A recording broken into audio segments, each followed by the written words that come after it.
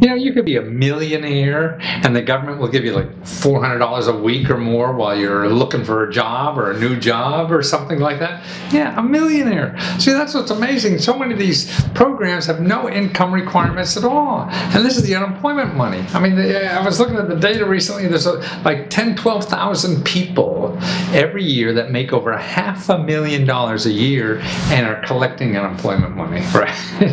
Wow. And see, that same office, which is the Department of Labor, it's federal money and state money, you know, will also give you money to train for something new. I mean, you want to learn how to, I don't know, maybe learn a new software program or learn Excel or something like that.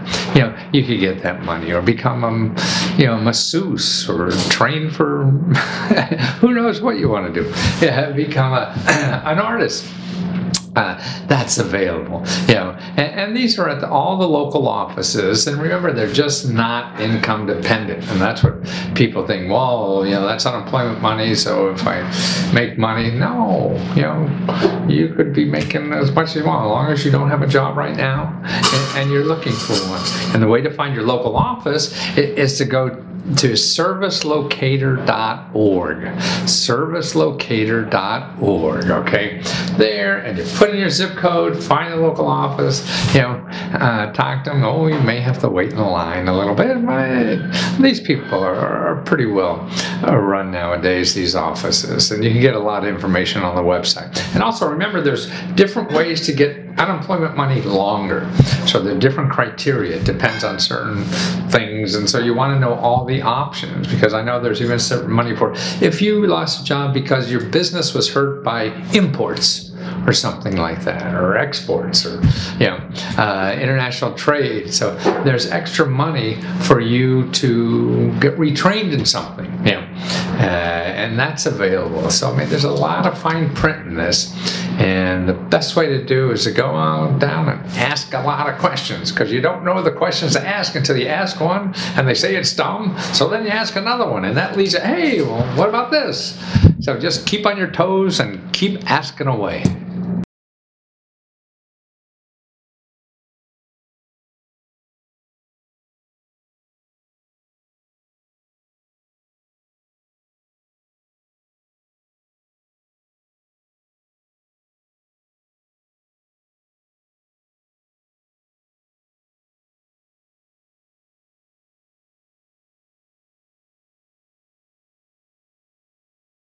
Well, now here's a government program that even shocked me when I first found out about it.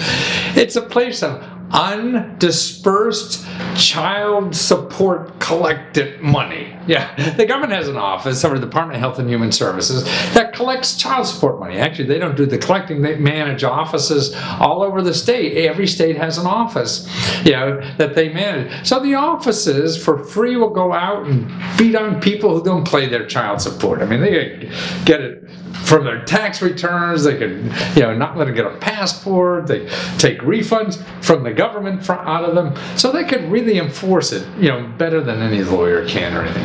But they now, from enforcing this, have about almost $1 billion, like $750 million or more, sitting around that people haven't claimed.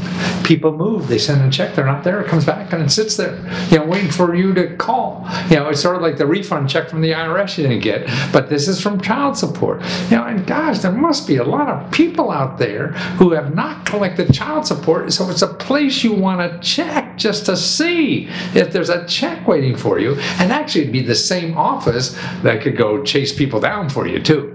And this is the national office is, you know, in Washington, D.C., and child support enforcement people, they're in Washington, D.C., but there's a list on that website, part of the Department of Health and Human Services, child support enforcement, and there's a list there of the local office at your state level. So you click that, and you see a map of the United States, click that out, and contact that office, because they'll have the list for, if you're wherever you're located, what state, to find out about it. Now, there's people on the website I see that will say they'll get this for you. What they do is collect all the states and have a database, and they're going to charge you. Why charge? Why pay somebody? Well, you get it free if you know where to go. And if you don't figure out that system, just call your 211. That's an information operator, tells you about government programs, nonprofit organizations. They're the biggest database in the world, better than mine probably. And they will tell you where your local child support enforcement office is, and say, hey, I think you may be sitting on some of my money that is not, that you collected but didn't get to me. So who do I talk to? That's all you have to do. And maybe you get a windfall.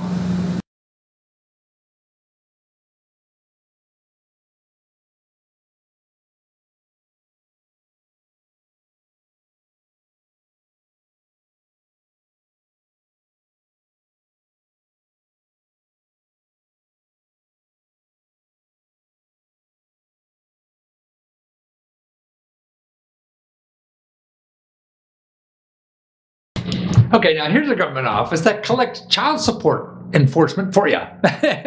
So if you're owed child support already, these people, it's like the people who brought you Desert Storm will go out and get this person and make them pay child support. Actually, I just noticed last year they got $28 billion, and made people pay up. So if you're looking for that money, and you're not getting it regularly, and see, these people, if you hire a lawyer and stuff like that, it's going to cost you money one way or another, and they don't have the same power as a government agency does. These people could take the tax refunds, right? So if this person who owes child support, is getting a tax refund, they won't get it if you contact this agency. Or they could deny a person's passport, and of course their wages and all this other kind of stuff. But these people are the one who write the rules and all these things, and they write the laws. So why hire somebody, to learn the law for you, when you could call somebody who wrote the law and they'll enforce it for you?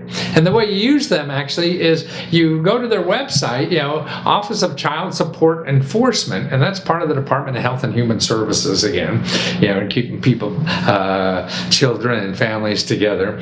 And right there on the front page it says, contact your local agency for help with your case. Okay, so that's again a local office. If you can't get it on the Google and the internet here, whatever, you could again call 211. That's your local hotline number, and say, hey, I'm looking for the local child support enforcement agency, because every state has one, and this federal office regulates. Now, the federal office is very good. If you go to the state office to get child enforcement, and collect some money here, and they're not working the way you should, this is a place to complain, because they have oversight. This is where these people get their money. So they're going to listen to the people who give them money to stay in business than they will somebody else you hire to fight them for not doing their job. So contact them. The national office, if the state office doesn't give you what they think, what you think they should be doing for you. See, you always have power in the system because it doesn't require money. So if you have no money, you still have power in the system if you learn the system. The problem is we don't learn it, and then we hire somebody, and waste our money. So start learning the system.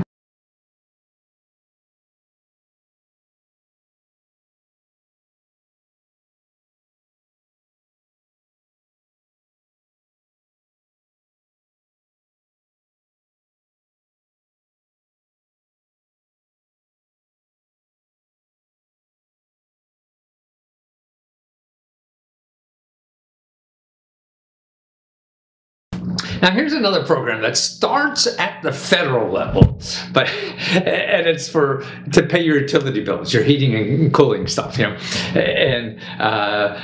because you think it's the Energy Department, no, it's the Department of Health and Human Services. It's called LIHEAP, LIHEAP, or something like that, but it stands for Low Income Home Energy Assistance Program.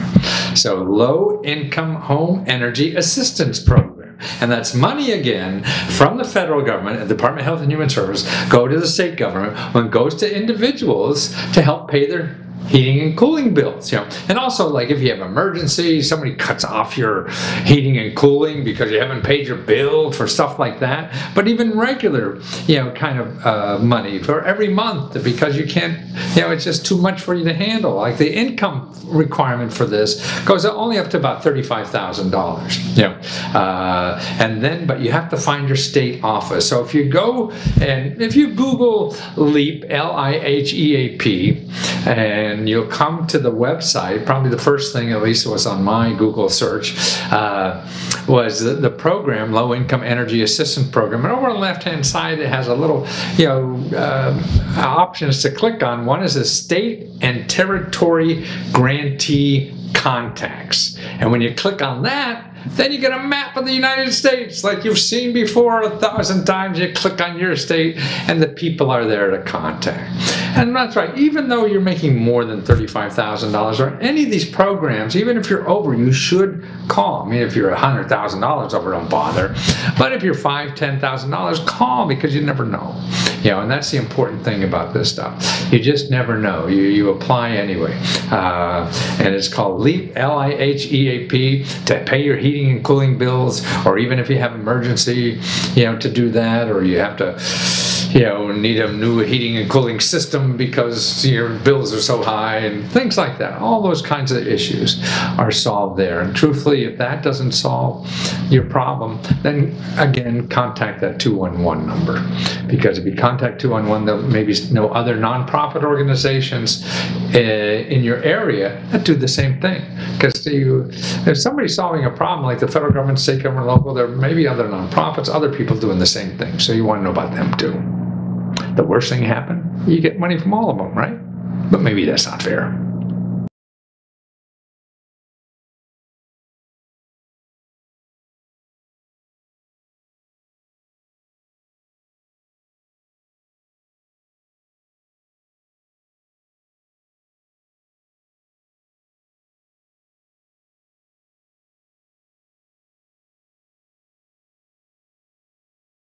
Well, now here's another way that the internet is getting rid of, established industries.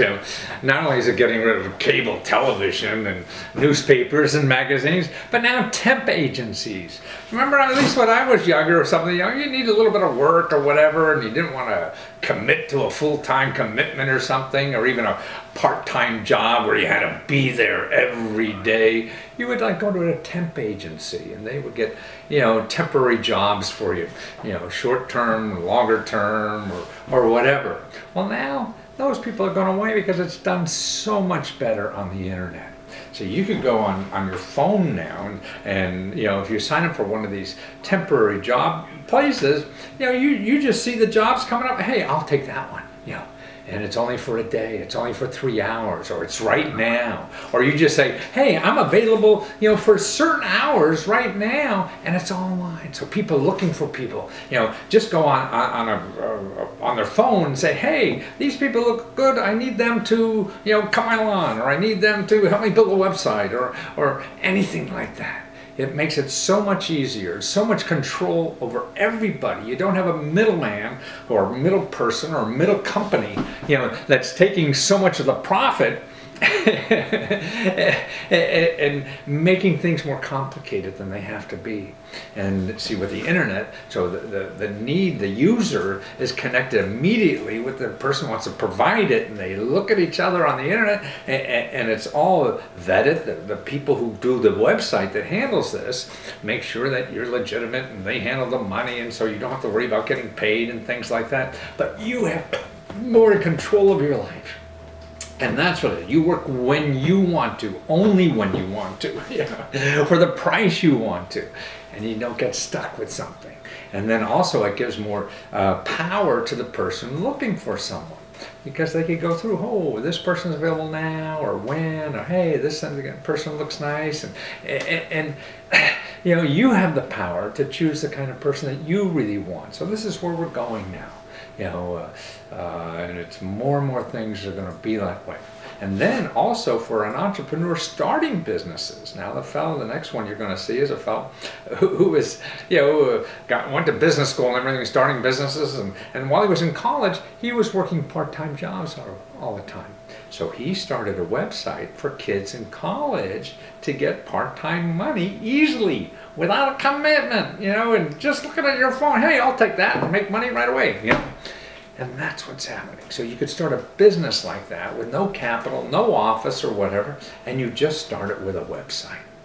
Now, that's cool. And that's what's going on now. And it's just going to be more and more of this kind of stuff. Sure, the old stuff isn't going to go away, but it's certainly going to go, and it's not going to grow. And it's going to just get smaller and smaller. Certainly radio was the biggest communication thing we had in the world back in the 1930s or 40s or whatever. And when television came in, they said, oh, radio's going to go away. No, radio's still here. It's a part of it. But it certainly hasn't been a growth area like television is now, and now the internet or whatever. So that's what these new things. The old stuff has gone away, but if you want an opportunity, the opportunity isn't in the industries that are shrinking. It's in the industries that are growing. So watch this, interview and watch how he found this opportunity and is growing his life and his business by taking advantage of it.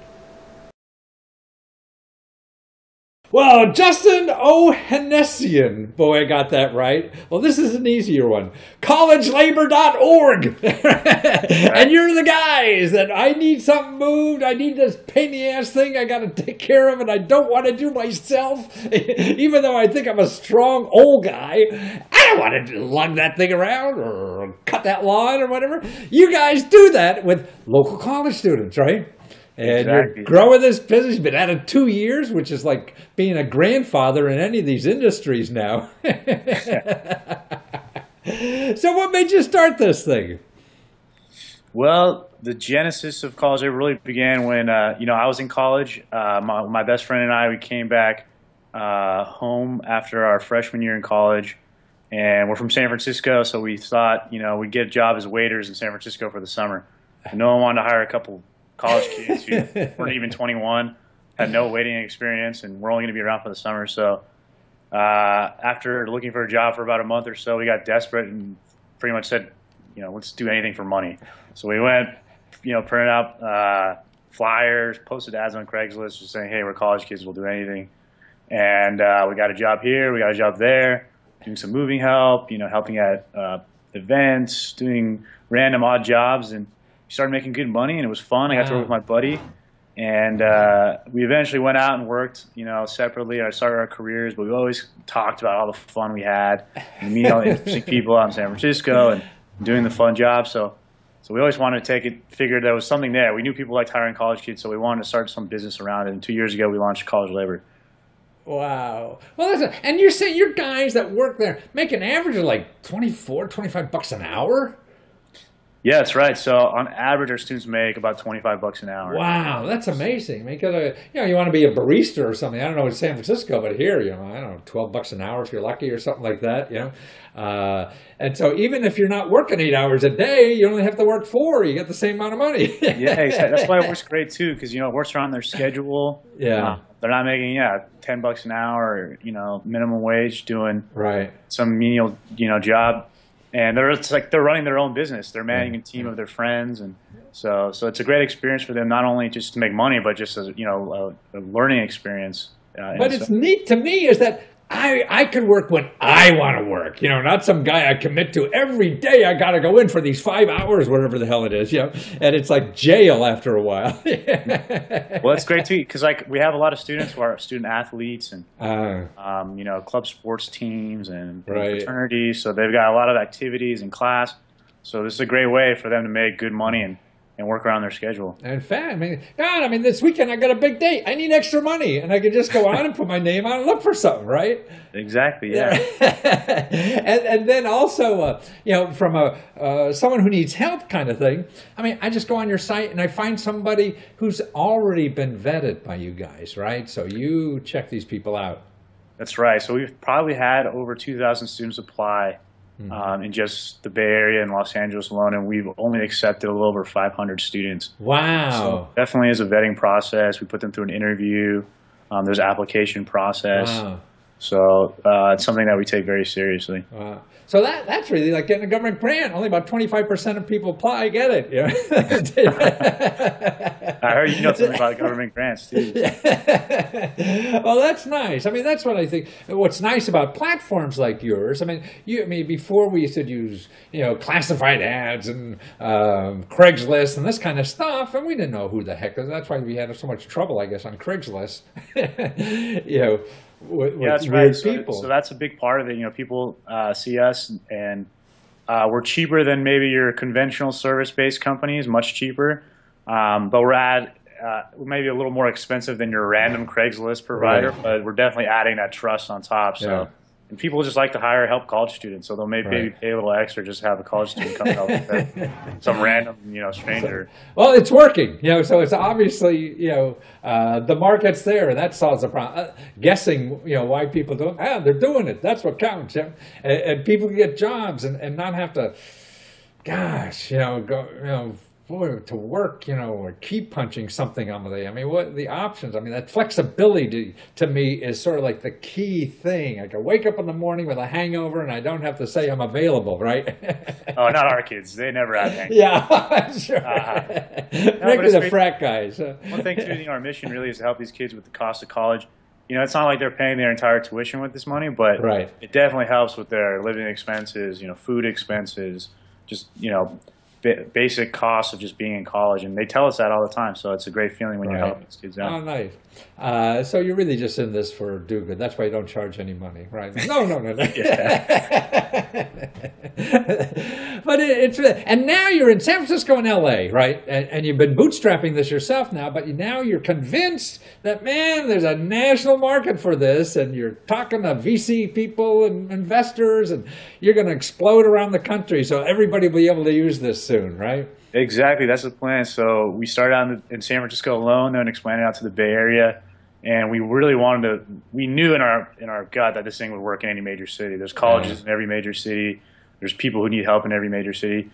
Not only major cities, but college towns, obviously, of course, as well. So we just wanted to prove, where can we go next? Well, let's just try LA since it's close. Yeah. And it's a huge city, but, we're already getting jobs down there. We're helping students from UCLA, USC, LMU. They're getting jobs, and we're making them money down there as well.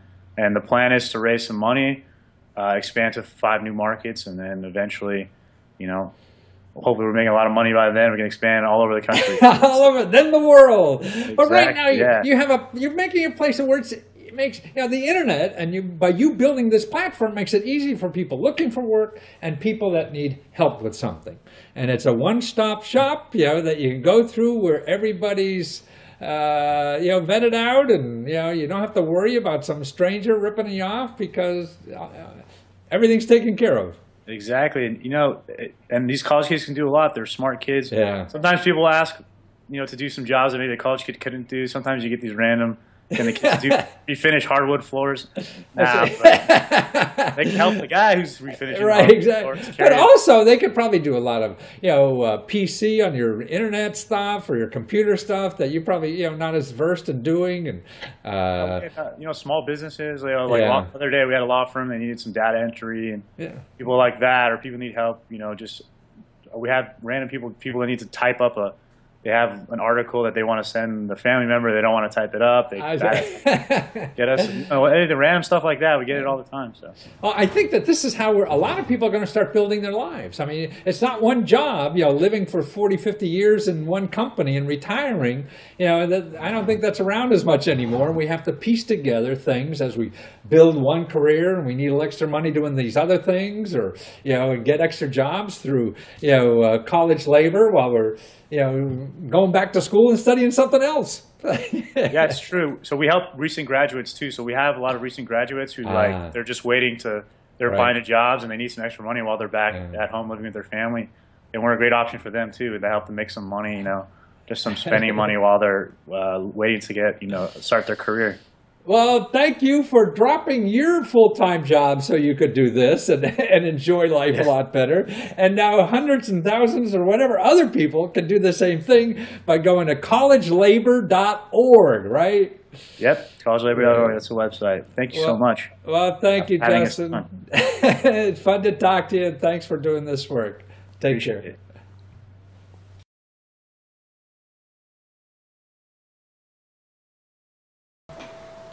And the new economy, or actually the internet economy, has created so many new ways to make money, you know, and even have fun doing it. Now here's a young guy, you get a kick out of this.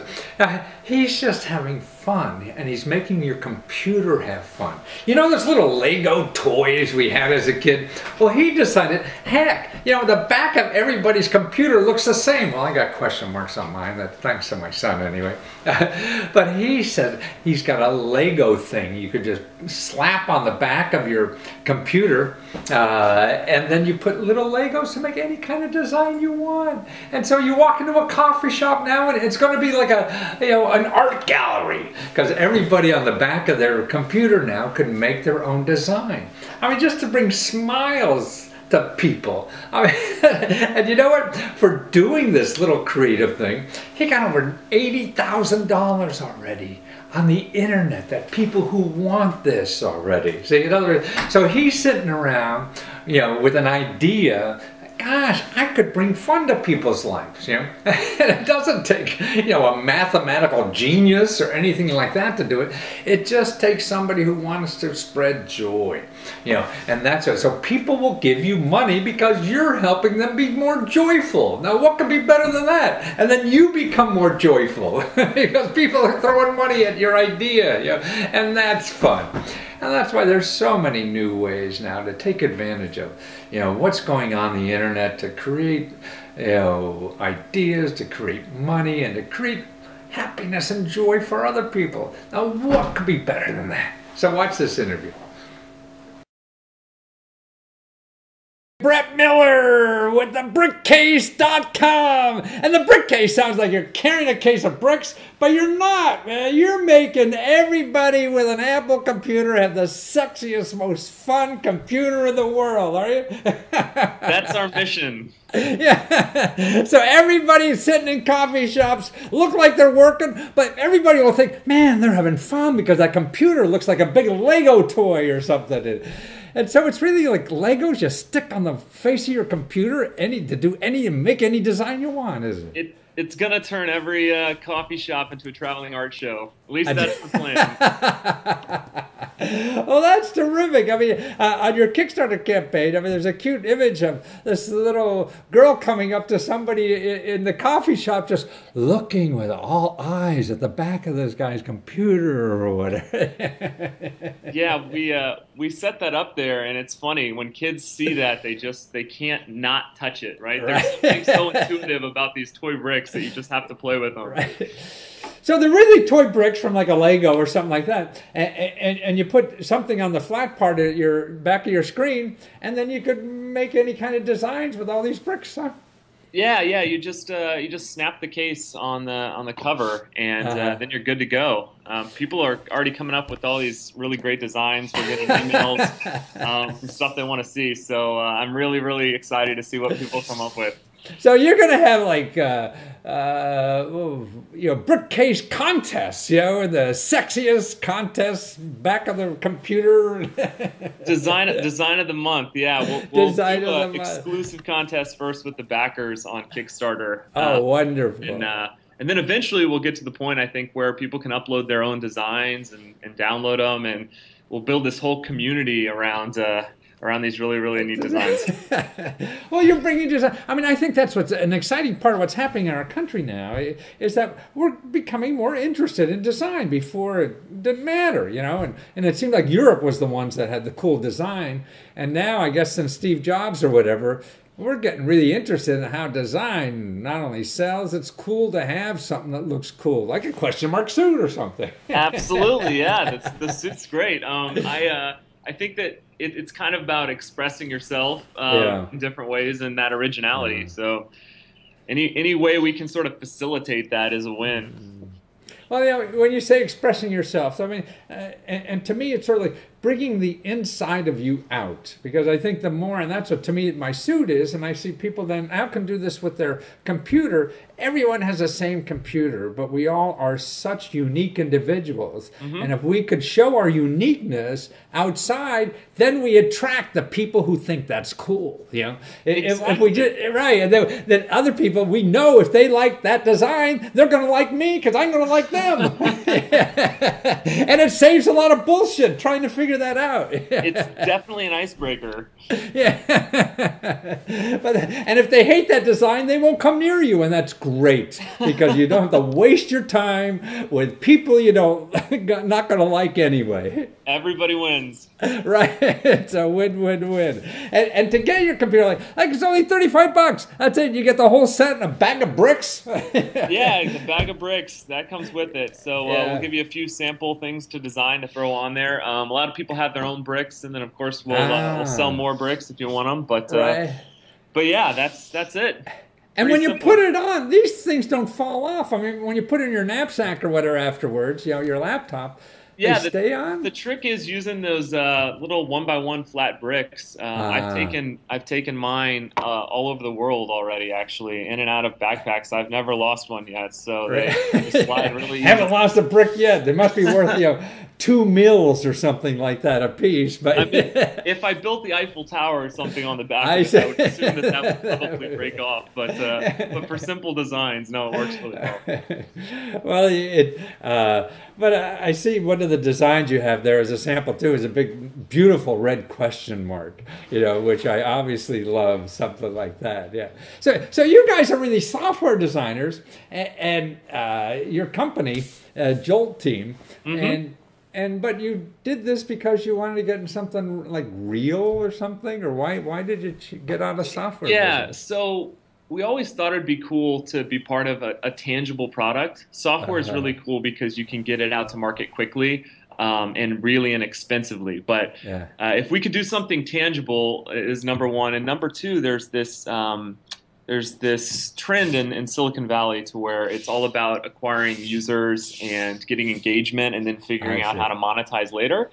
The second thing we wanted to do was start a company that figures out how to monetize first. So it's basics. Let's see revenue, and then once you see revenue, you have a lot more control over the future of your business as opposed to depending upon other sources. But you're right. I see so many businesses now are starting. They don't care how they're making money. They just want a lot of people to use it, and they'll figure out the money later. Huh? Yeah, we've been there before too, and it puts a lot of pressure because then you start to run out of money. I mean, software's less expensive, but it's not free. I can tell you that.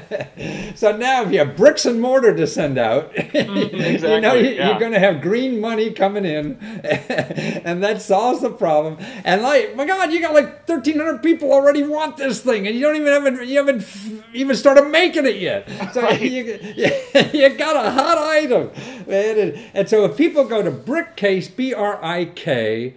You guys don't know how to spell. That's why I guess you're code writers. We were able to get the Twitter handle and the Facebook name and the domain and all that stuff. So amazing how much that dictates the spelling of companies now.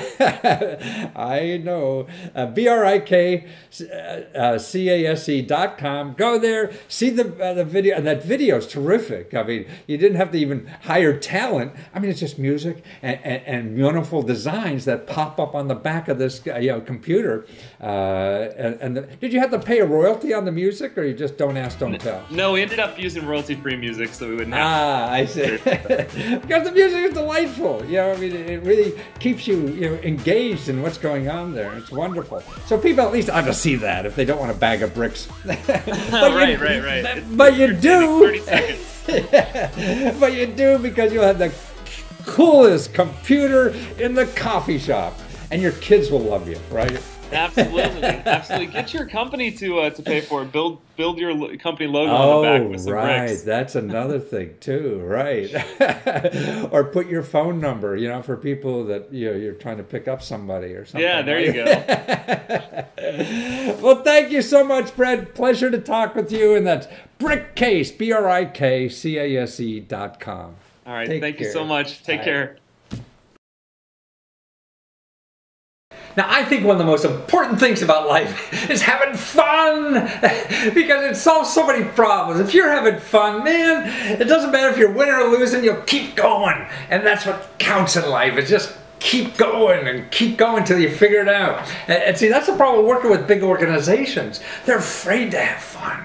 Right? They want to be safe, and they want to know the results and things like that.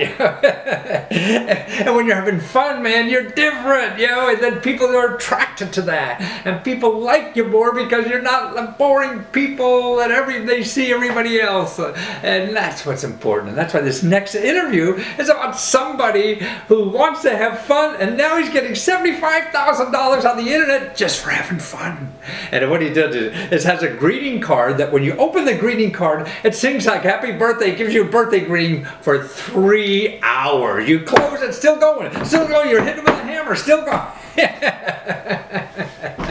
So you'll be remembered for a long time for being such a pain in the butt. But he's having fun. And with $75,000, these are people supporting him are having fun too, because they think this is a great idea. Now, could you imagine going to some board of director meeting and saying, well, I think we should have a card, a greeting card, that just plays a song for 3 hours. And everybody will have a reason why that's not going to work. Who cares? The reason is to try it. If you're not having fun, you're not even going to try it.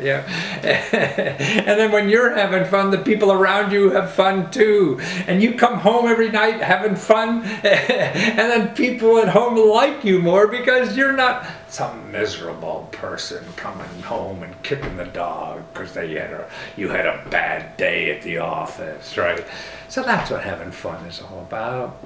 Man, life is hard, I think. It's a struggle every day of our lives. You almost have to throw a party for yourself because nobody else will. So have fun. Find ways to have fun. If you're having fun, you'll get through life better, I feel. Watch how he's doing it. Well, Travis Peterson. Now, right before we went on the air, I was saying, God, I wanted to talk to you before we went on the air so I don't look so dumb, with dumb questions. And then I realized, man, people must have thought you were the dumbest person in the world when you had an idea to have a greeting card that you open up and it sings happy birthday for 3 goddamn hours. Yeah. The funny thing is, it lasts longer than 5 hours or 3 hours. It goes probably 5 hours, 6 hours. Wow! but I think it's clever. You think it's clever. But man, who would have think that? Man, you're selling thousands of these things on Kickstarter. You don't even have them yet. So people are just enthralled with the idea of sending this as probably the most clever gift of all time. I mean, there's got to be awards for clever gifts, clever cards, something, or stupid ideas. There are awards. There's a national stationery show in New York City next month. That sounds important. Yeah. And it is. I know. And my brother, we were not planning on going, but as we have talked to a few vendors and other stationery people, they all say you should go, and they do have awards for the best new invention. Oh, a new invention for stationery. Yes. I mean, come on. Who can beat us? But you're going to be pissed if someone does, though. Yes, absolutely. But then you can say you're second. The second man. Yeah, exactly. But none of them went on Kickstarter. You're in a market that people in the stationery business never even thought about. You might put in a stationary product on Kickstarter. Absolutely. I mean, that's and my brother and I were talking about it, and we're in a really interesting place because it's stationary, and we're also a bit of a toy. And I see. Think, exactly. Yeah. So I think finding our place, we're kind of within both worlds, and so we kind of get to go to both conventions. Well, that Comic-Con, or whatever they call that thing. Absolutely. Oh, we'll happily be there. And then you have a music venue down at South by Southwest. People will be going to nightclubs just to hear your 3-hour songs. Absolutely. We hope so. Yeah. Well, that's terrific. And you're creating jobs for musicians. Now, what could be better than that? You got all this stuff Absolutely. going on. Yeah, sure. But you're an MBA. Well, you worked on Wall Street, financial industry, and starting software firms, and now singing greeting cards that last forever. Man, and you're having more fun in this than Wall Street, it sounds like. Well, yeah. I mean, I think I kind of mentioned before, which is, I have been working on a software company that is that to me is more meaningful to the world, but it's been really hard to get off the ground. And then we made this, and it just exploded, and so we had to kind of stupid cells, Stupid. Clever. I'm going to call this clever. I beg your pardon. You have a degree, you call it clever. That's clever. But it is. Man, you just never know what that. I mean, I was good friends with. I don't know if you're old enough to remember the Wacky Wall Walker. It was a little octopus. A friend of mine, Japanese guy. He went back to Japan. He saw these things sold on the street in Japan all over. And he got the U.S. market for it. And I said, nobody's going to buy that thing. Look at these marks on the wall. He made gazillions. I thought nobody would buy it. Yeah. I remember. No, I'm sure I paid for those as a kid. Well, my friend, I'm sure thanks you. But I mean, that's why nobody knows what really works, and that's what's so nice about nowadays. I mean, you could take an idea. It costs you, very little money to see if now you have almost 2,000 people want it, so it works. And you don't have to go to mass production yet. It's the only time in our history that you could do this. You don't have to fill stores or anything like that. Yeah, it really is, I think, one of those things that is one of the best things about Kickstarter or any of these, platforms is you get to test the demand. And quite honestly, there was a comment out there, because we've been on, I don't know how many blogs, 15 or 20 blogs already, and there's a comment where someone said, do you really need to raise money for this? And the truth is like there's still a lot of cost. I mean, we've done well, but even though we look at all the numbers, we start, we still have a lot of setup costs that aren't even included yet. So, we're really, really grateful for the platform to help us just cover a lot of these basic costs of getting set up. I mean, but to me, it's not, now it's not, there's a market. I mean, to me, it's not cost. I mean, if you have thousands of people want it now, man, then you could run, Absolutely. Absolutely. Now it's just about pushing forward, and it's fantastic that we know that's people more are important. I mean, where else are you going to get that? Put them in stores and wait, Exactly. Absolutely. Yeah. That's not a good way of doing it. Yeah. No. I mean, that's a small cost product. I mean, that's immaterial. It doesn't matter. It's the market that it's there. People want it. You were bright enough to figure it out and do it, or your dad anyway, right? Yeah, you know what? It's execution, right? Right. It's all about execution. Right. But you're right, because you go to a party or anything, that everybody's got $1 million idea, but how many people actually do it? Absolutely. So that's what even if you swipe it for somebody, put it on there. You're the one that's doing it. You're going to have fun doing it. You got years to do this now. And now you have to put this software venture that you think is going to save the world. You're going to have the world have fun first, and then you could go back, resurrect that. Yep. Oh, that's the plan. And start saving our ass, because we need that too. And to get this, you go to Joker Greeting. Now, that's not an S, greetings, right? It's just one greeting, because it goes on for 3 hours. You only need one. .com. Joker Greeting.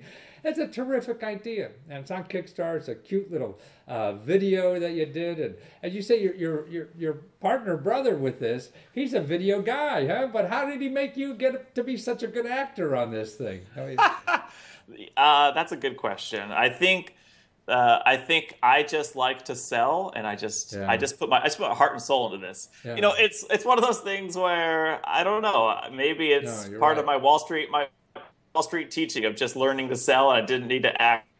I'll act a little bit, but the whole thing was improv. It really was. Yeah. If you watch it, it was very much improv. We did it in about 2 hours. Wow.